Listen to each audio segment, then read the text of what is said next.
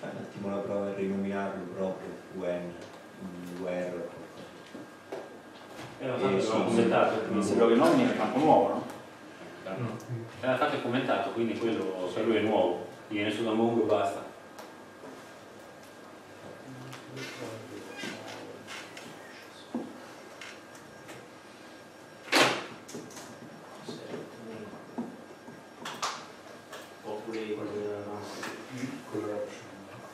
Ce l'aveva option infatti, Fare più piacere.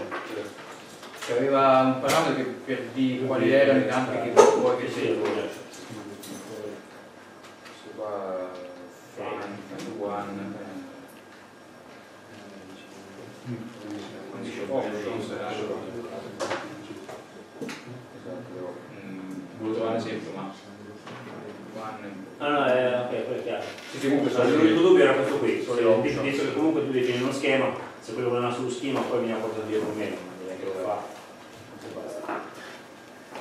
no, lo schema types mixed è questo qua, che se definiscono proprietà di tipo mixed può essere qualsiasi cosa.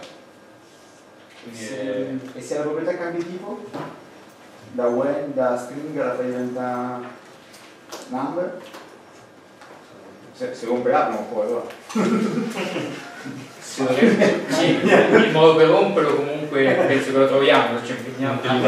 Siamo impegni, quindi ognuno. Poi c'è l'impressione che gli serve fare la variazione e basta. Infatti viene solo in lettura poi per farci uguale. Quindi proprio Se non ci metto lo schermo non salva. Non valida e non tipico. Quindi secondo me non fa manco un